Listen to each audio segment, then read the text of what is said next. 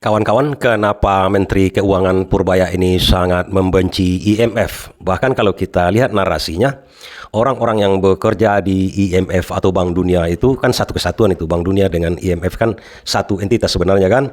Yang kerja di situ, orang dari Indonesia yang sangat hebat sekali, Sri Mulyani, terkesan sangat dibenci oleh Purbaya. Kenapa begitu? Atau pertanyaannya dulu, kapan saya mendengarkan Purbaya itu sangat membenci IMF? Apalagi asing yang coba-coba menggurui Indonesia dalam bidang ekonomi keuangan. Saya mendapati keterangan dari Purbaya ini yang mengatakan begini. Menurut saya IMF itu bodoh. Saya tidak percaya IMF, itu dikatakan sendiri oleh Purbaya. Kemudian kita ditipu selama ini. Apa yang dimaksudkan ditipu? Nah, IMF itu mensyaratkan Indonesia untuk membuat defisit kita itu sekitar cuma boleh sampai 3% dari PDB kita. Itu kan aturan dari IMF. Dan yang malangnya lagi, DPR dengan pemerintah membuatkan aturan untuk Menteri Keuangan ataupun pemerintah tidak boleh melewati defisit 3% tersebut. Apa maksud defisit 3% tersebut? Defisit 3% itu adalah pemerintah tidak boleh membuat hutang lebih dari 3% dari PDB, Produk Domestik Bruto. Kawan-kawan, saya mau coba memberikan secara sederhana kepada kita yang mungkin dalam hal ini mengerti sedikit-sedikit mengenai keuangan atau cara-cara untuk membangkitkan ekonomi Indonesia. Tapi pertanyaan kita, kenapa sudah sedemikian hebatnya Purbaya mengurus membalikkan ekonomi Indonesia, kok sama kita nggak terasa apa-apa ya? Kok sama kita makin berat rasanya? Kok masih gondok kita begitu kan? Nah, saya akan coba menjelaskan secara sederhana di mana kira-kira awal dari ini semua. Kemudian kenapa Purbaya sepertinya tidak berkutik, tidak mampu ataupun tidak berdaya begitu kan? Padahal kalau kita lihat kinerjanya sangat bagus. Kalau orang keuangan pasti menilai, memuji Purbaya ini luar biasa bagusnya. Dari ide-ide dia, dari gagasan-gagasan dia. Tapi kok aneh ya? Bahkan yang terbaru kalau kita lihat kan MBG itu sudah dideteksi oleh Purbaya akan disalahgunakan. Sebelum si Dadan ini membuat anggaran yang luar biasa sekarang nih, masih diberikan anggaran sekitar 80 atau 70 triliun. Kalau sekarang kan udah 300 triliun 2026 ini kan.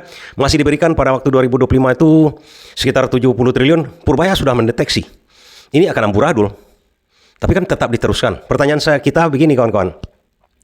Kenapa Purbaya sangat membenci IMF itu? Karena itu, IMF inilah yang membuat hancurnya ekonomi kita ini. IMF itulah yang membuat kita ini, artinya pemerintah dengan DPR mau dicocok hidungnya selama ini oleh IMF atau Bank Dunia. Itu yang akan kita bahas sekarang ini. Kemudian kira-kira apa jalan keluarnya yang sebenarnya sudah diusahakan oleh Purbaya, tapi kok tidak bisa begitu. Padahal hanya sebenarnya bagi orang keuangan atau orang ekonomi sangat mudah membalikkan ekonomi Indonesia ini di tahun 2026 kah atau 2027 ini. Kalau mau, ini semua diketahui oleh ekonom di dunia ini kawan-kawan. Sangat gampang untuk Indonesia.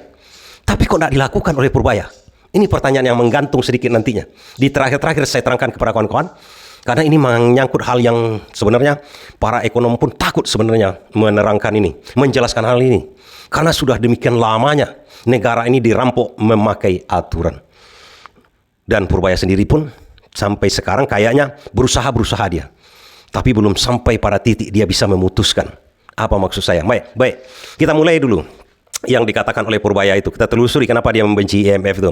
Purbaya kan di bidang keuangan selama ini di LPS dan berkecimpung artinya di bidang ekonomi semua karena dia tamatan dari LPDP namanya, beasiswa yang diberikan oleh pemerintah kepada siswa-siswa yang berprestasi. Setelah tamat dari ITB Elektro kan aneh nih, dia ambil di Amerika jurusan ekonomi. Nah, itulah cocoknya dengan ekonomi keuangan dia sekarang. Oke, sampai di situ kita bisa melihatnya. Kemudian pada awal diangkat, Purbaya mengatakan, once katanya kan, begitu ekonomi saya perbaiki, mahasiswa tidak akan demo lagi. Demo-demo akan berhenti. Tapi pertanyaan tadi kan masalahnya kenapa membenci IMF Purbaya? Di tahun 1998 kita kan krisis moneter. Purbaya kan sudah tamat itu, sudah bekerja di bidang keuangan. Dia amati itu. Tahun 1998 kita krisis. Itu memang disengaja oleh orang asing, antek asing yang membuat ekonomi kita, dolar kita hancur-hancuran. Dolar pada waktu itu dari 2.000 melejit menjadi 16.000. Luar biasa. Hancur ekonomi Indonesia, itulah pada dasarnya. Namun disitulah yang menghancurkan adalah asing juga yang menawarkan bantuan kepada kita. Tapi IMF menawarkan bantuan bukan tanpa konsekuensi, bukan tanpa syarat. Nah, syarat inilah yang menghancurkan sebenarnya. Ini diterima pemerintah Indonesia pada waktu itu. Kawan-kawan bisa lihat aja track record siapa pemerintah Indonesia, siapa presidennya, siapa DPR-DPR-nya pada waktu itu. Gus Dur, Megawati, sampai ke SBY, sampai ke Jokowi. Ditelusuri aja jejaknya. Tapi tahun 98 yang betul-betul membuat ini semua nih hancur-hancuran, yang menerima bantuan dari IMF tersebut, itu di zamannya Megawati. DPR-nya berarti PDIP, karena PDIP yang berkuasa pada waktu itu dari segi politik. Dan kita juga menerima syarat-syaratnya. Tapi pada waktu itu sebenarnya banyak ekonom yang mengatakan, kita tolak aja bantuan dari IMF itu. Karena syarat-syaratnya ini, syarat-syaratnya itu berbahaya. Menjadikan kita jongosnya IMF ujung-ujungnya. Menjadikan ekonomi kita itu tidak independen, menjadikan ekonomi kita ini tergantung kepada IMF. Sebenarnya itu yang ditakutkan. Siapa orang-orang itu? Saya sebutkan saja sini. Orangnya sudah almarhum, Rizal Ramli dan Faisal Basri. Itu menolak habis-habisan bantuan dari IMF. Bisa kok kita perbaiki ini dengan bla bla bla bla. Nah, syaratnya pun udah diterangkan oleh Faisal Basri dan Rizal Ramli pada waktu itu. Oke, kita terangkan berikutnya dulu. Karena syarat-syarat yang dikatakan oleh Faisal Basri dan Rizal Ramli itu akan ketemu nanti kalau Purbaya dan Prabowo mau melaksanakan ekonomi ini, mau mengatasi krisis ini, mengatasi semuanya, pengangguran, pertumbuhan ekonomi, kalau mau. Prabowo dan Purbaya sudah menyentil hal itu. Oke, kita teruskan. Tahun 98 akhirnya kita terimalah syarat-syarat dari IMF ini. Kita terima bantuan, dolar memang membaik pada waktu itu. Di zaman Habibie kan membaik kan sebentar. Terus di zaman Megawati sudah membaik kan Habibie pada waktu itu. Habibie, Megawati. Megawati lah konsekuensi dari IMF itu kita terima. Oke, kita teruskan. Sudah membaik, kita syarat-syarat dari IMF itu apa? Nah, ini lagi. Kawan-kawan kan pernah mendengar Purbaya itu memaki-maki Bank Indonesia kan? Sebelumnya Bank Indonesia itu adalah di bawah Kementerian Keuangan, artinya di bawah pemerintahan. Di zaman Soeharto itu ada Menteri Ali Wardana namanya, Menteri Keuangan kita. Nah, Bank Indonesia itu di bawah Kementerian Keuangan dan disyaratkan oleh IMF. Bank Indonesia itu harus independen. Di sini letak kuncinya. Kawan-kawan mungkin mendengar juga konspirasi elit global kan? Elit global itu siapa sebenarnya? Artinya alat untuk elit global untuk mengatur keuangan itu apa? Apa sebenarnya? Bank Dunia dan IMF. Itu adalah peralatan dari elit global itu untuk mengatur dunia keuangan. Kalau bank-bank di seluruh negara ini sudah independen, berarti di bawah kendali dia. Syaratnya ke dia. Dia yang mensyaratkan Bank Indonesia itu, bank sentral kita itu menjadi independen. Di situ mulai Bank Indonesia ini independen. Dan dia bisa merusak perekonomian Indonesia. Itu diterangkan oleh Purbaya. Konten saya pun menjelaskan sebelumnya. Bagaimana mengatakan BI keparat, kurang ajar, BI kurang ajar. Diterangkan Purbaya pada waktu awal-awal dia menjabat kan. BI itulah yang menghantam ekonomi kita setelah 98, kemudian 2009, kemudian seterusnya sampai Purbaya diangkat ini.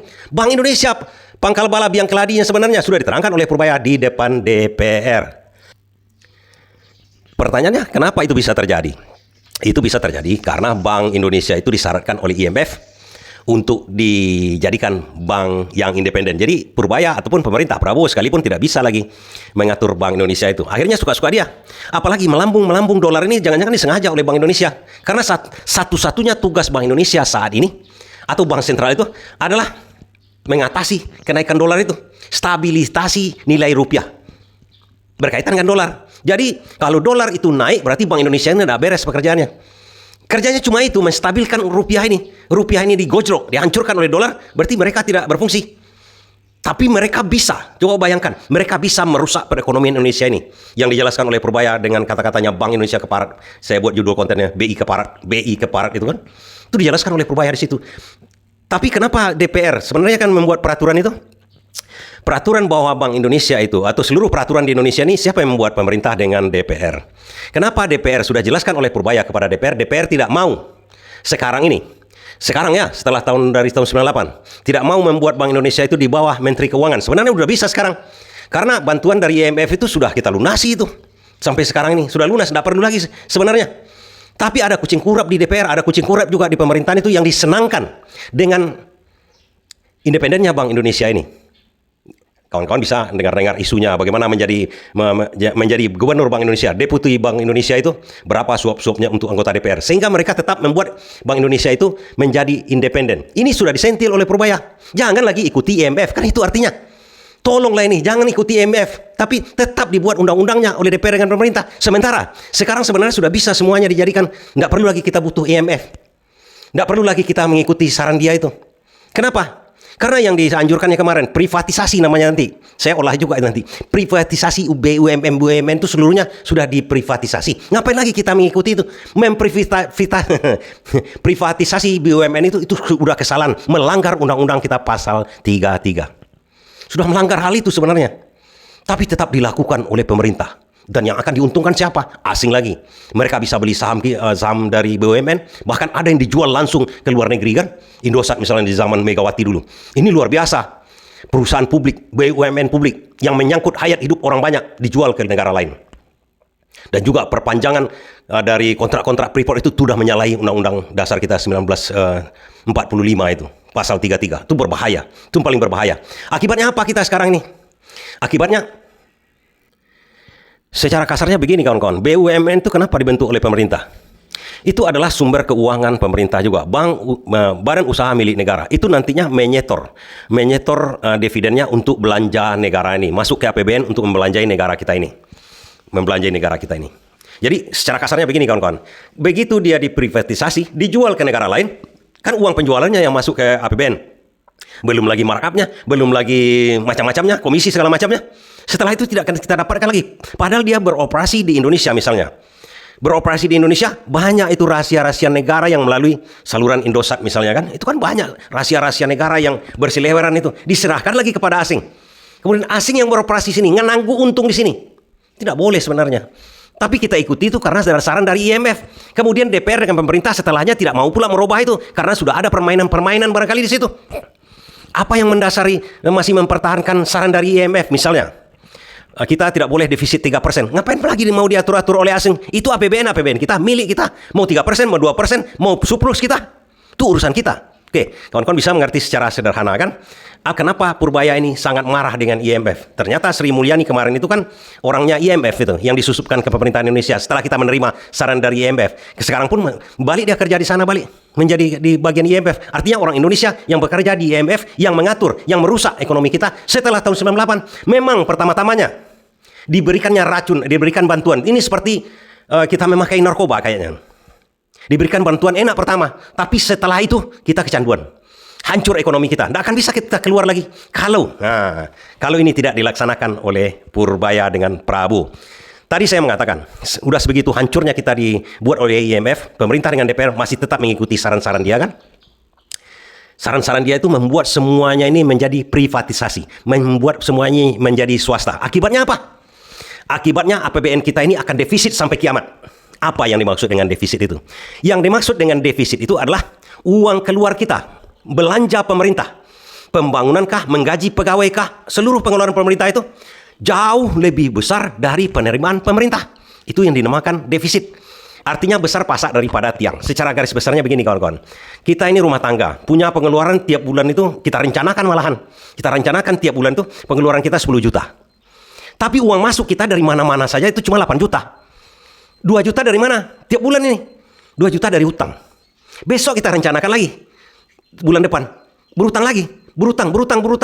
Karena pengeluaran kita setel, kita rencanakan lebih besar dari penerimaan kita. Ujung-ujungnya apa?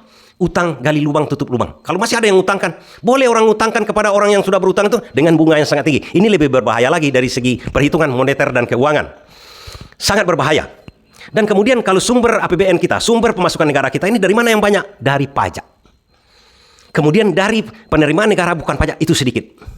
Nah ini terbalik nih cara pengaturan di Indonesia setelah diatur oleh IMF nih. Saran dari IMF betul-betul merusak sendi-sendi bangsa kita ini.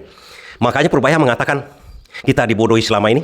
Karena IMF mengatakan kita tidak boleh 3%. Kok negara lain sampai 200%? Utangnya, defisit belanjanya dibandingkan dengan PDB-nya. Oke, sampai di situ. Ini kesalahan pertama kita mengikuti cara IMF nih. Boleh kita berutang karena IMF kemarin-kemarin itu menawarkan utang kepada kita sehingga APBN kita ini dibuat defisit. Setelah itu kita keterlanjutan kecanduan. Di tahun 98 itu kita buat anggaran kita ini APBN kita itu defisit yang pertama kali. Akhirnya kita kecanduan kan? Kecanduan utang. Seperti kita sekarang utang online apa namanya itu? Pinjaman online, pinjol itu, utang sini, untuk menutup utang di sini, nanti utang lagi di sini. Itulah kerjaan negara kita dari tahun 98. Nggak akan selesai pinjaman itu. Seharusnya bagaimana? Kan begitu kata kawan-kawan. Nah, kalau kita, menurut saya, Purbaya pun sudah menyentil sebenarnya. Di mana dia menyentilnya? Biar kawan-kawan tahu topik yang sebenarnya yang sudah dilakukan, yang diinginkan oleh Purbaya untuk menyelesaikan ekonomi Indonesia ini. Purbaya pernah mengatakan begini. Dengan adanya Undang-Undang Cipta Kerja, itu adalah merampok negara, memberikan kepada orang kaya. dengan undang-undang Cipta Kerja mengenai batu bara. Ceritanya bagaimana? Nah, sebelum Purbaya menjabat menjadi Menteri Keuangan, batu bara itu kan sumber daya alam kita itu. Batu bara ada pengusahanya. Selama ini batu bara kalau diekspor itu dikenakan cukai ekspor namanya. Tapi setelah itu dihilangkan oleh DPR dengan pemerintah. Tapi dipajaki lagi sumber daya alam tersebut, batu bara tersebut. Tapi apa akibatnya? Akibatnya negara bukan mendapatkan uang dari batu bara itu. Selama ini mendapatkan uang dari cukai batu bara, sekarang tidak lagi. Malahan kalau selama ini kata Purbaya di waktu rapat dengan DPR, selama ini negara mendapatkan sekitar 60 triliun dari cukai batu bara itu. Itu dihilangkan dengan peraturan Undang-Undang Cipta Kerja yang dibuat DPR dengan pemerintah itu. Kemudian dijadikan kena pajak. Memang kena pajak, dipajaki pertama batu bara itu. Seolah-olah masuk duit ke negara. Tapi setelah itu ada restitusi namanya. Restitusi pajak, akibatnya yang 60 cukai ini tidak masuk kan udah dihilangkan.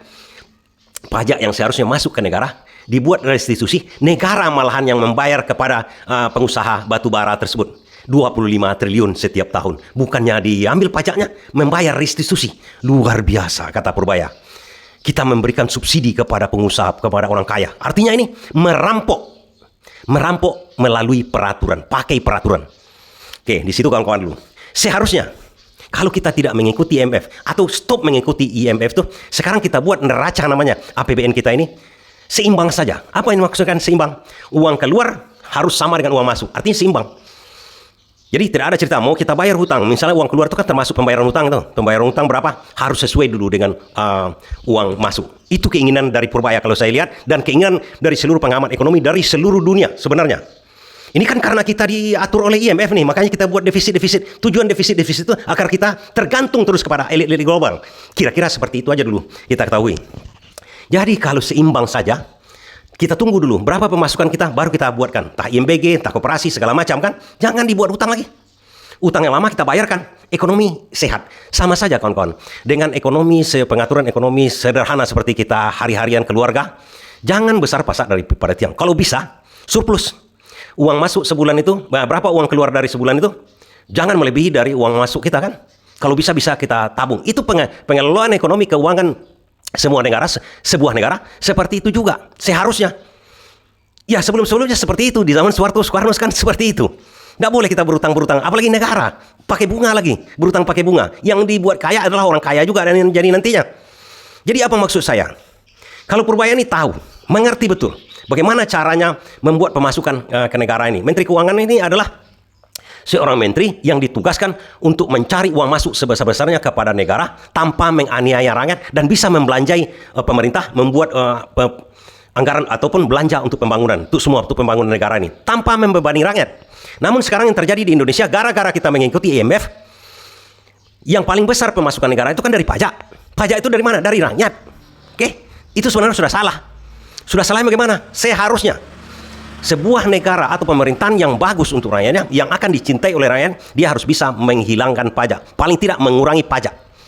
Mengurangi seluruh pajak-pajak ini. Sekarang pajak kita itu pemasukan untuk APBN itu adalah sekitar 2.000 triliun. Anggaran kita untuk belanja itu 3.800 triliun. Sisanya dari mana ditomboki? Ada penerimaan negara bukan pajak. Kemudian dari hutang. Sehingga bisa menutup atau mencukupi pengeluaran kita.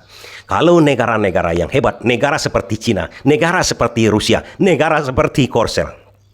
Dari mana? Negara seperti Iran, negara seperti Arab, Kuwait, negara seperti yang lain-lain itu. Negara yang bagus-bagus ekonominya. Struktur dari APBN itu pemasukannya yang paling banyak dari mana?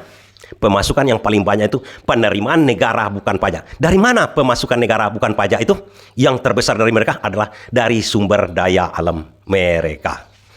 Kenapa bisa begitu? Kenapa kita kan sumber daya alam kita kaya? Nah, di sini letak kuncinya. Di sini kacaunya. Negara seperti Rusia, Cina, kemudian Iran, Kuwait, Brunei misalnya. Sumber daya alam itu dipergunakan masuk menjadi APBN negara. Untuk apa gunanya? Untuk pembangunan tadi. Untuk belanja negara, bayar pegawai, seluruhnya pembiayaan negara ini. Masuk ke negara.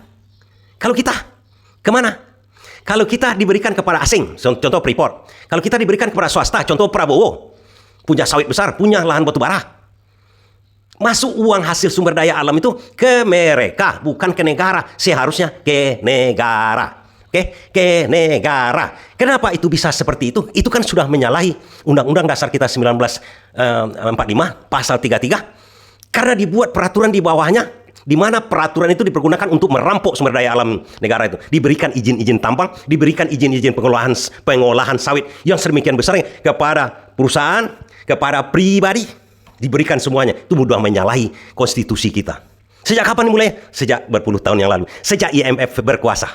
Sejak IMF kita elu-elukan. Privatisasi, itulah kuncinya. Itu yang membuat menghancurkan negara kita. Jadi seluruh yang di atas itu, elit-elit kemarin itu bekerja sama merampok negara ini, menyalahi Undang-Undang kita 1945, pasal 33. Sehingga kalang kabut ini Menteri Keuangan. Bagaimana caranya ini? Sumber daya alam kita udah diberikan kepada asing. Hasilnya untuk mereka, kita cuma dapatkan fee sedikit-sedikit. Malahan seperti kata Purbaya, batu bara pun kita malah mensubsidi dia. Sudah dia rampok kekayaan kita subsidi lagi dia. Kurang ajar. Itu yang kata Purbaya itu. Jadi bagaimana cara membalikkan secara total? Semua ekonom tahu, kawan-kawan. Purbaya pun tahu, Prabowo pun tahu. Caranya sangat gampang. Nasionalisasi itu semua. Freeport, di Rempang, nikel, timah, punya Prabowo, sawit yang besar. Semuanya batu bara yang dipunyai oleh NU, yang dipunyai oleh Muhammadiyah, seluruhnya ini nasionalisasi semua, masuk ke negara. Mereka boleh mengolah. Sebagai pengusaha kan dapat hasil kerja, kontrak kerja. Hasilnya untuk negara, utuh ke negara. Harus lebih banyak ke negara. Itulah akhirnya di APBN nanti muncul penerimaan negara bukan pajak yang dari sumber daya alam jumlahnya misalnya 3.000 triliun atau 4.000 triliun.